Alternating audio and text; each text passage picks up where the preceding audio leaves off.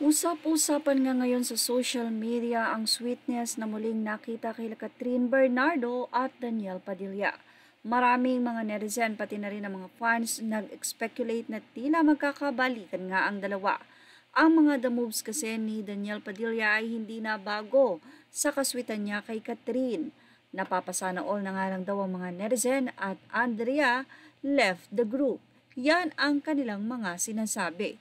Ayon pa sa mga netizen, isang hint daw na nagkabalikan at nagkaayos na itong si Catherine at Daniel ay ang pagbura ni Daniel Padilla ng kanyang deleted message of breakup sa kanyang Instagram kung saan itinira lamang ni Daniel ang mensahe na ikaw at ako ang nakalagay.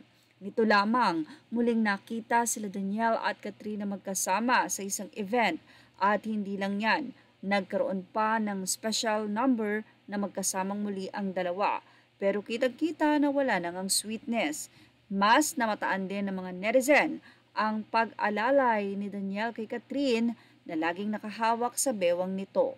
Magkahawak kamay ding lumabas sa Christmas special ng ABS-CBN sila Catherine at Daniel. Pero pagdating sa backstage, may nagvideo naman na magkahiwalay na nga sila. Pero ano nga ba ang mensaheng yon ni Daniel? You're now watching Showbiz Snob, your daily showbiz update. May mga fans na umami na hindi sila dululo at tanggap nila ang naging desisyon ni Daniel at Catherine Bernardo. Kaya naman ang usap-usapan na di umano ay reconciliation ng dalawa ay sobrang nagkaroon ng katuwaan sa mga netizen. Ang sinabi nga dito sa balita.net.ph na viral sa social media ang Daniel Padilla tinanggal daw ang breakup message kay Catherine Bernardo. Ano nga ba ang ibig sabihin nito? Nagkaroon nga ba ng reconciliation ang dalawa? Sa kanyang Instagram, nilinaw ni Catherine ang mga nasabing kuro-kuro ng reconciliation nila ni Daniel. Wala mang binanggit ang nasabing aktres pero narito ang kanyang mensahe. Aniya appreciation post for the little things that have been making me smile the past few weeks.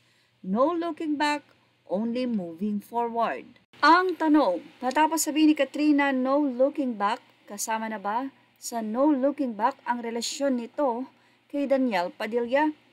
Or pwede ding namang moving on, ibig sabihin ay kalimutan na ang past nila ni Daniel at magkaroon sila ng panibagong panimula. Pero hindi kasama si Daniel Padilla sa ibinahaging mga photos nitong si Catherine Bernardo matapos niyang sabihin ang no looking back, moving forward only. Makikita doon ang kasama niya ang kanyang pamangkin, ang pagre-relax niyang mag-isa, ang pamamasyal niya kasama marahil ang kanyang pamilya ay iyon lamang ang nakalagay at wala ang photo ni Daniel Padilla. Anyway, tanggap naman ng ilang fans ang friendship na namumuo sa dalawa sa kabila ng kanilang breakup. Narito ang kanilang naging mensahe. Mula sa mga fans nila Catherine at Daniel, my Katniel heart is somehow at peace now that I know you have remained very good friends despite the breakup. I hope that the few hours you spent together in AAA were as magical to you as it has been to us who had witnessed those beautiful moments from afar. Thank you for giving us that loving assurance. I know it's too early to hope for a reconciliation, and you deserve to rest and heal first. In God's perfect time, you will find love again. Kung kayo talaga, kayo pa rin ang pagtatagpuin sa dulo. We have to give them the peace they deserve. Kailangan nila ng pahinga kasi nakaka-pressure yung ibang fans. Hindi naman ganun kadaling mag-heal. In God's perfect time, gusto naman kasi ng ibang magbalikan agad-agad. May ganun ba? Mahal natin sila kaya hayaan muna nating mag-heal kung ano man ang sugat na mayroon sila. Yes, true best friend will always there no matter what happen as long as na singles kayo at trabaho muna. Ibibigay namin ng todo ang suporta sa inyo. Dan Rin, kasi mahal na mahal namin kayo at patunayan ninyo na sa darating na panahon, kayo pa din ang itinadhana. Malaking pasasalamat namin sa Diyos na kayo ay gabayan sa inyong tatahaking buhay. Love can wait as long as nakatago dyan sa mga puso nyo. Ngayon, ang theme ninyo is friend and love muna, say ni Kat. just moving on.